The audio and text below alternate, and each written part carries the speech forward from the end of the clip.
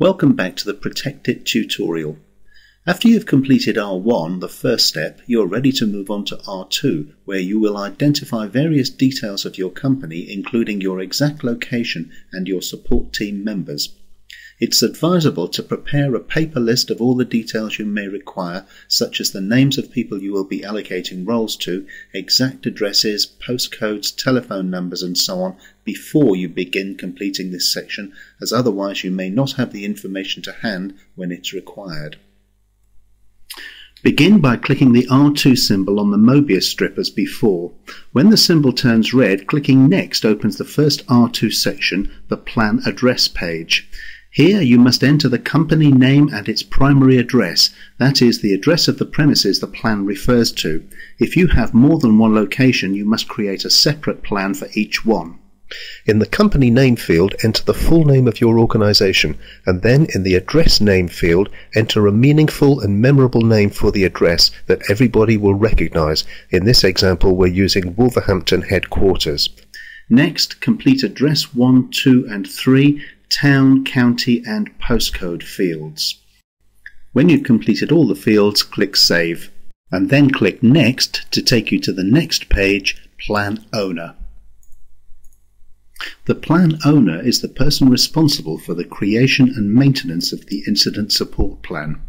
Enter their name and contact details in the fields provided, click Save and then click Next. In the next section you must identify the locations of 3 assembly points at which people gather if evacuated from the building. You must give precise details of the locations, and they should be at distances of 100, 200 and 300 metres from your building to provide alternatives depending on the severity of the incident. If you want to see an example of the detail you should be providing, clicking the Example button at the bottom of the page will open a PDF file that you can refer to. This is present in all pages throughout this section. Click Save and then Next when you're finished to take you to the next page. You are taken to a diagram of the Incident Support Team and Deputies Contact Directory. This contains all the key roles required for incident recovery. If you need clarification of a role, hover your mouse over the question mark in each shape to reveal a help panel on the right. If you want to see a sample, click the Example button as before to access a printable PDF file. When you're ready to continue, click Next. Over the next few pages you must enter the names and contact details of all members of the team and their deputies so that in an emergency everyone knows exactly what they must do. When you start assigning roles, you may find that you don't have enough team members to fill them all.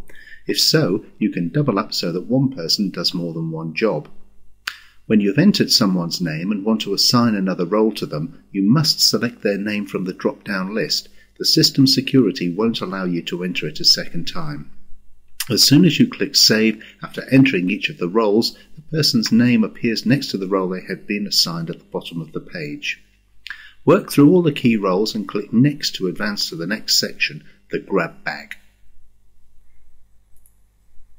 The Grab Bag will contain some useful items and key documents essential for your business to survive the incident. It is the welfare officer's job to collect this bag upon evacuation, and because it's so important, its exact location must be specified. Enter this location in the first field and then choose your primary address from the drop-down list. Click Save and Next to move to the next section where you will add items to the Grab Bag. To add items to the Grab Bag, either enter them directly into the first field and click Save, or simply select the item from the drop-down list and click Save. Items that you have added will appear in the list at the foot of the page. All the items you add should be added to the real Grab Bag at your premises and checked regularly. Enter the name of the person checking them and the date they were last checked in the appropriate fields, then save the file. You have now completed R2 and are ready to move on to R3, Recovery. Click Next to proceed.